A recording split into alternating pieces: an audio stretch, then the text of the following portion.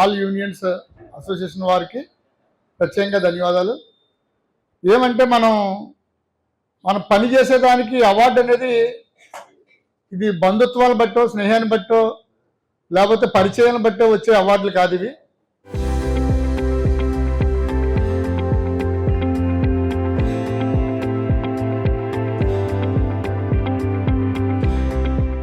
ప్రతిభను కనపరిచి honourable collector గారు madam దగ్గర ఆన్లైన్ పెర్ఫార్మెన్స్ బట్టి మన మున్సిపాలిటీకి వచ్చినాయి.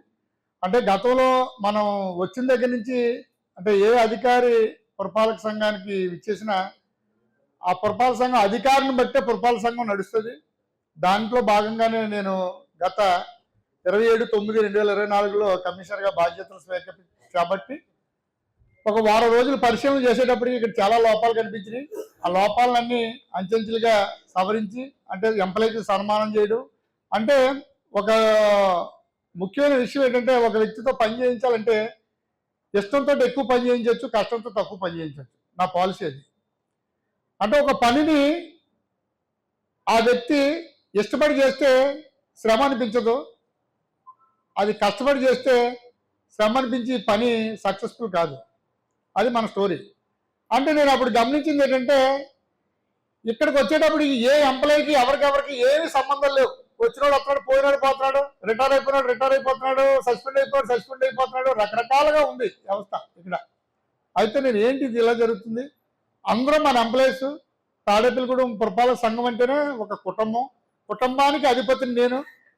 నా కుటుంబంలో ఇలా జరగడానికి లేదు అనే మంచి కాన్సెప్ట్ తోటి ఎంప్లాయీస్ అందరినీ ఒక తాటి మీద అంటే పబ్లిక్ హెల్త్ వర్కర్స్ దగ్గర నుంచి అంటే ఇది వరకు గతంలో వర్కర్స్ని కూడా ఎవరో గుర్తించేవారు కాదు, వర్కర్స్ నాయకులు కూడా ఎవరు గుర్తించేవారు కాదు.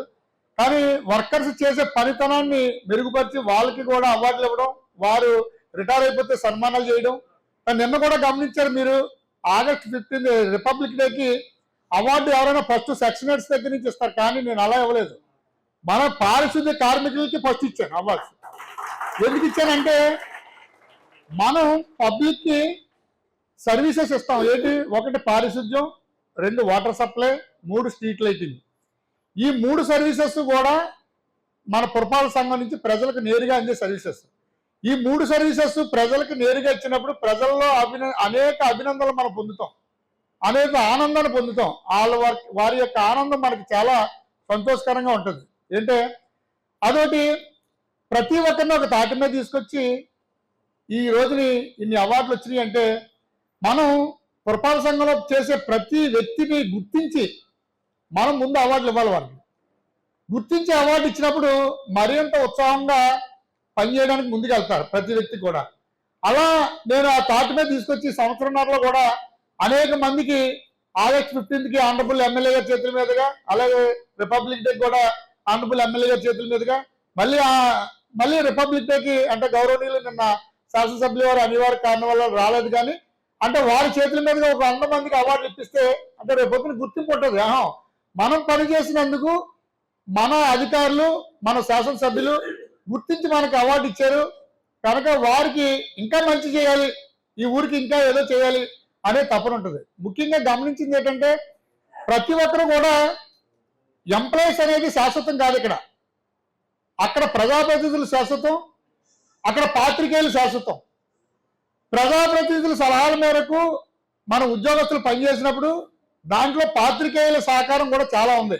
అంటే నేను వచ్చినప్పటి నుంచి గమనిస్తే ఇక్కడ పాత్రికేయుల మిత్రులందరూ కూడా మన ఊరు, మన తాడేపల్లిగూడెం పట్టణ అభివృద్ధికి 100% సహకరించి మనం అనేక రకాలుగా ప్రతిభలందరినీ ముందుకు తీసుకెళ్లి మనకు సహకరించినందుకు ప్రత్యేకంగా ఈ పాత్రికేయులందరికీ కూడా అభినందనలు తెలియజేస్తున్నాం. చరిత్ర సృష్టించినోడు